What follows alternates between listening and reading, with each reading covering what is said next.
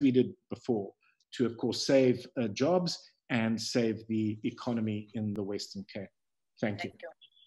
Thank you very much, Honorable Mainir. We will attempt once again to get the MEC from Northwest. If we cannot get her on, we will allow her to submit a presentation. MEC Northwest, you can try again.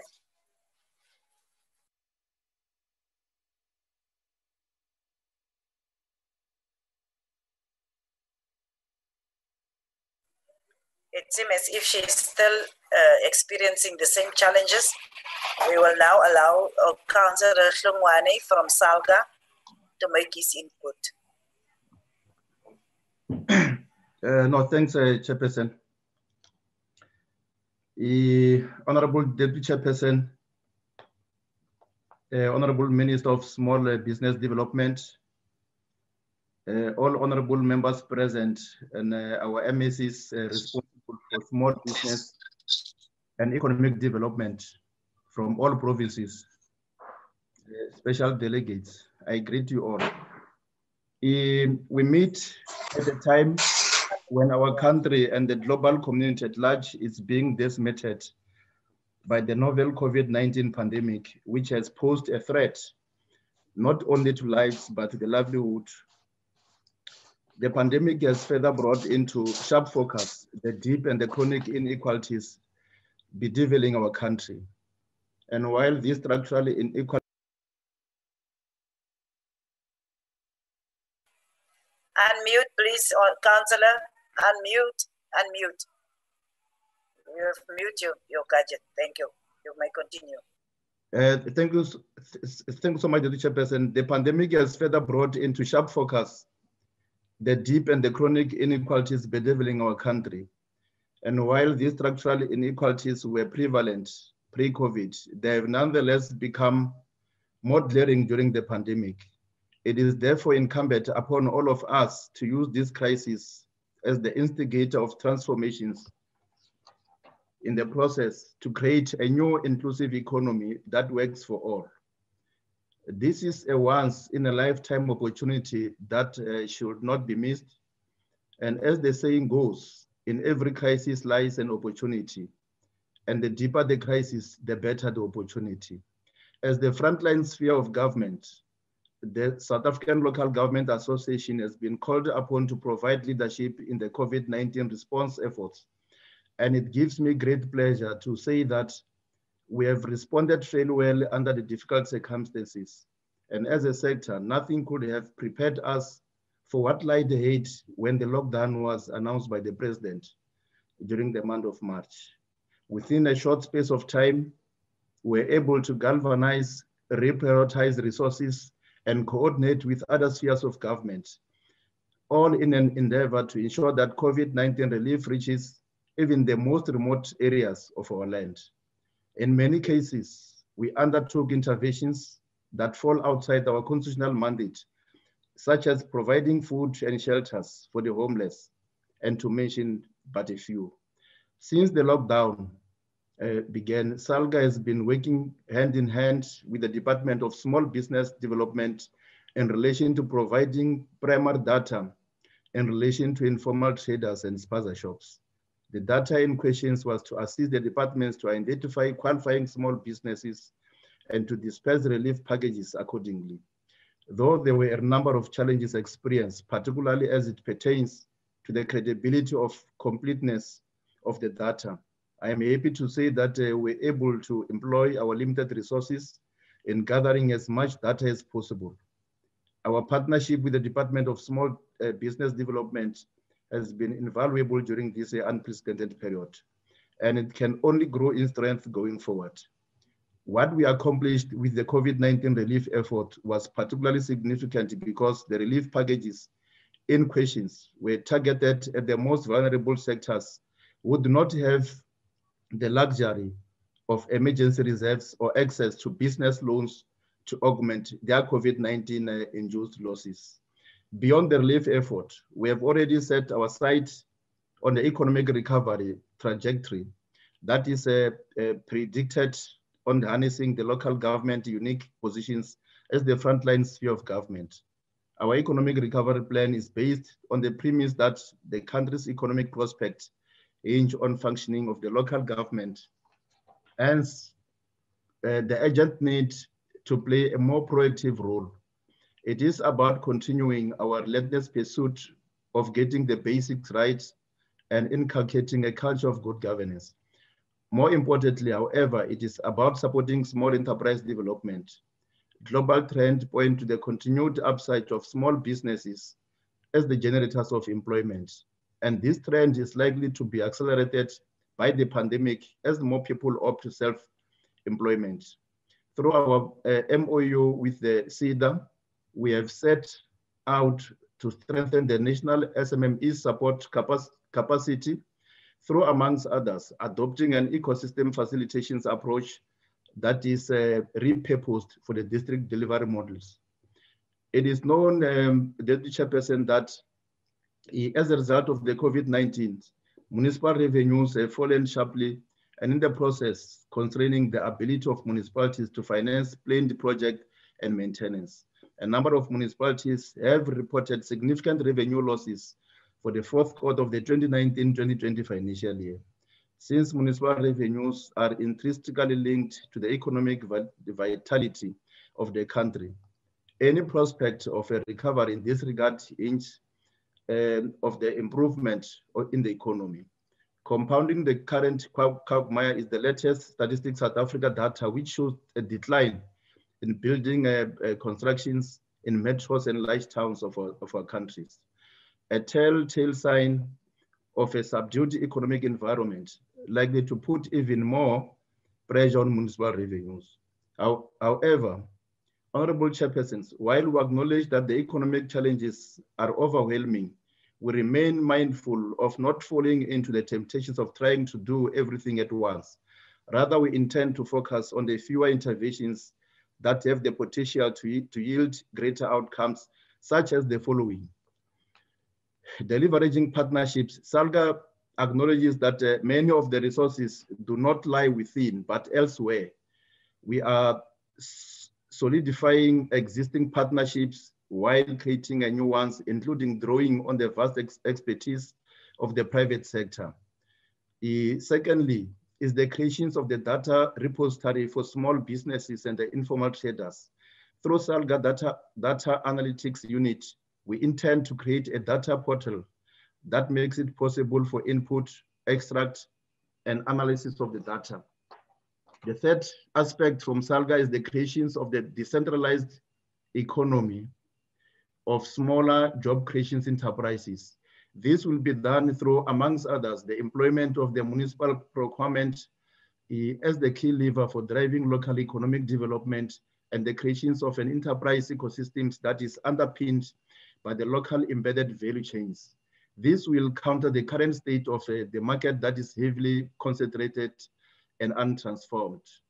The fourth aspect is the investment promotions and the red tape reductions.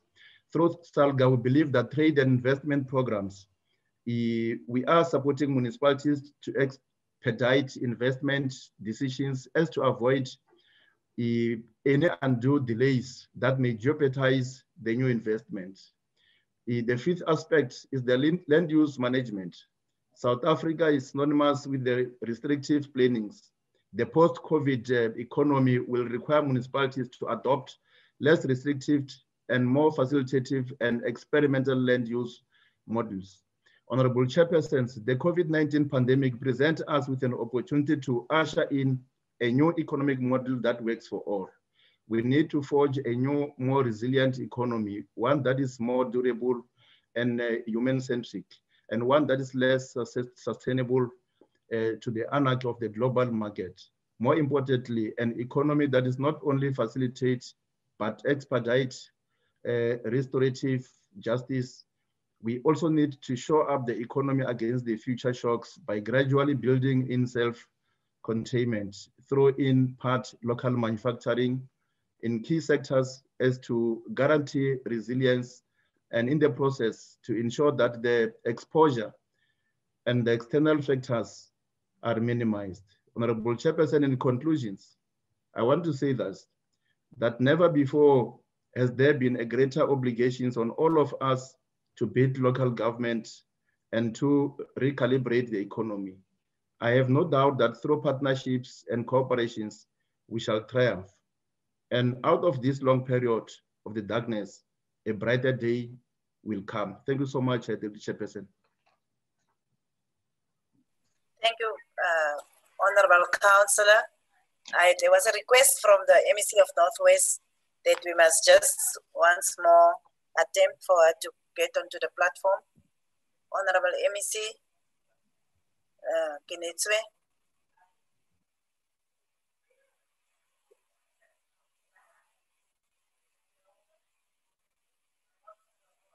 Secretary, it seems as if it's not working for her. So we will continue. We will go immediately into the discussion. Honorable Councillor, what you are doing is out of order now. Honorable okay. We are going to go into the discussion. We are going to allow members to raise their hands on the raise your hand function if there is any questions or anything that you want to know. And members, can we see your hands being risen? We are going to allow Honorable Mokause. She's the first one that is indicating that you want to speak. Thank you, Deputy Chairperson of the National Council of Provinces. My question is to the MEC from the Northern Cape. He spoke about some enterprises benefiting from the PPEs. Now, Honorable Deputy Chairperson, we speak with this matter with a full right as the economic freedom fighters, because in this house, while the only political party who contributed the most monies to the COVID fund. Now, we have seen your premier, your Hollywood star premier, who's been praised left, right, and center, having to defend himself yesterday on national TVs on allegations of corruption. Tell us here, how many of those, tell us those enterprises and the amount attached to those enterprises. We want to know the names of the people who benefited and who they are close to in your executive, because we have witnessed that yesterday with your premier.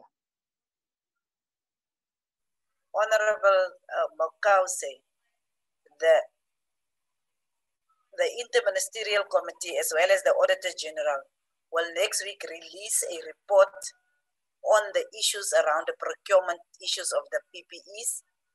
Why are you defending him? No, I'm not defending. I want to bring order to this discussion because it's really unfair. Whilst we've actually invited MECs and the minister to speak about issues as to how we are going to assist and what is being done for small business and informal business. Now we come with a new topic. It's not fair, Honorable Mokause. I'm not defending. I will never defend, and I haven't defended anyone before. What I want is for us to process issues properly, and that is what I want from the NCOP. So that is the reason why I'm stopping you. Honorable members, I've been watching this participants gadget, and I've not seen any other hands on this next to me. So since there is no questions for the MECs, I will hand over the meeting to the chairperson of the NCOP to conclude our program. Thank you very much for the opportunity that I had to be able to chair the sessions. Over to you, Honorable Chairperson. Thank you very much, Deputy Chair. We'll now move over to the ministerial closing remarks. So I'll ask the minister to make her comments and we'll take it from there. Honorable Minister. Thank you, Honorable Chairperson. And I'd not acknowledge Comrade Councillor Petrongwana of Salga, and also the partnership that indeed Salga has had with the Department of Small Business Development. Is much appreciated, and we hope will strengthen that partnership as part of strengthening our cooperation with the provincial departments for economic development, the sister departments, in the economic cluster so that we can have a wider impact and reach, including the partnership with the private sector. And we are hoping in that cooperation will also have the support of members of the NCOP in making sure that our message reaches the ground where our people are and assistance is availed to our people. In the light of the cooperation and the work that is continuing to be done, we want to encourage both the provincial departments and private sector to make sure that SMMEs register on the SMME SA database to improve the traceability of our support and to limit double dipping on the limited resources that we have, because it's only then that we can make a greater impact. The task at hand also requires a change in the funding for the department.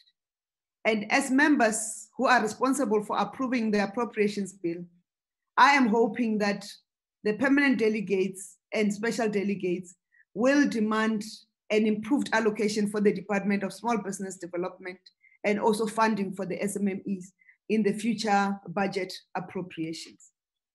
With that, Chairperson, we would like to extend our appreciation for the platform and the engagement that we have had with representatives of provinces and also with members of the NCOP in this engagement. And we are hoping that it is not the last time that we are willing to come and account, and that we will come back and account for the work that has been done as we could jointly monitor the progress and the impact that we're making in the livelihoods of our people and the small business sector in particular. Thank you, Honorable Chairperson and the Deputy Chairperson and Honorable Delegates. Thank you. No, thank you very much indeed, honorable members. There are other opportunities to engage the issues. And I'm sure the minister has noted all the key points and indeed will peruse them, study them at their own time. And indeed, when we get an opportunity, the next time around, we'll engage the matters further. For indeed, we know that these are ongoing processes, and we cannot discuss the issues and conclude them at one particular point in a way that suggests there shall be no discussions in future. So thank you very much, Minister. And let me take this opportunity to thank you once more time for availing yourselves to engage with the members, honorable members in the NCOP. May this relationship last forever and may it become more and more fruitful as we move into the future. But thank you very much for everything that was said and done today. So we will move on, honorable members, to the closing remarks by Honorable Mahai. Chief Whip. Thank you very much, Chairperson of the Council and the Deputy Chairperson, Comrade Mayor Lucas, and Minister of Small Business, Minister Nchaveni, and all MECs who are today our distinguished special delegates. Salga, when we conceptualized this flagship program of ministerial briefing on the socio-economic relief for COVID-19, we did so guided by the vision of the architects of our constitution on the role of the National Council of Provinces, as the chairperson of the council has alluded to in his opening remarks. Key to this mandate is to ensure that the provincial and local government interests find prominence in the national policy discourse. We do this by examining from time to time how does the national policy impact on provinces and local government as key spheres of government at the cutting edge of service delivery, development, and transformation. One can only derive joy from the fact that the permanent delegates have, through their questions, comments, put provinces at the cutting edge of policy discussions today and over the recent past. As we do this, We should, however, remind ourselves that small business development department is a concurrent function that cuts across the 3 spheres of government. This means that provinces and municipalities have greater role in promoting small business development, and the role of the national department also of coordination and ensuring that the supervises on the vision. Briefing like this should therefore serve as learning platforms on how provinces can learn from each other about the best practices that are emerging to advance the small business sector in our national economy. KwaZulu-Natal and Gauteng provinces have made qualitative strides in advancing rural and township economy through their own efforts. The dialogue of this nature we having should therefore serve as a critical learning on what other provinces can learn from these best practices, not intra and intra-provincial competitions. Our people need land, skills, financing, and other forms of support to take their livelihoods in their own hands. And the role of developmental state is to facilitate their support, including empowerment, to ensure that our people are architects of their own future. On this note, Honorable Chairperson, allow me to appreciate the comprehensive presentation by Honorable Minister, contribution made by the MECs. It is worth pointing out that more work in the dissemination of information and empowerment of our people is still needed.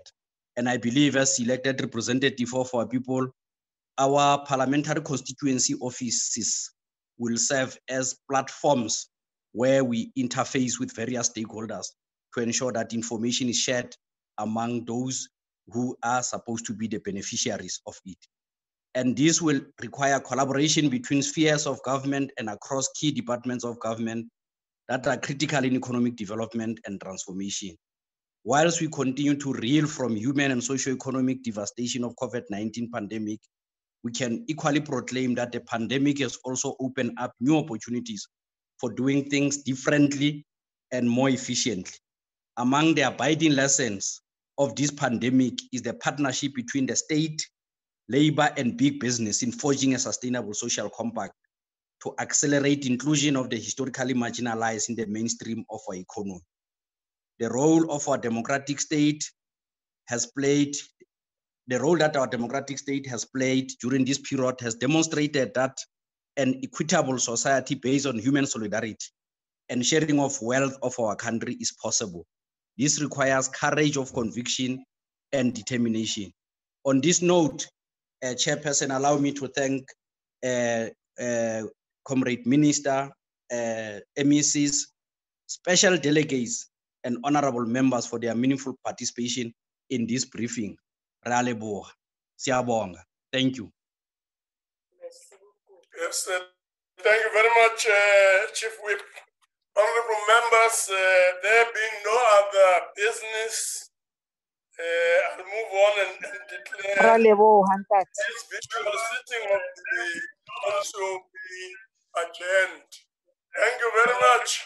Thank you. Thank you. Yes, thank you very much. Let's close on that. Don't leave the chair.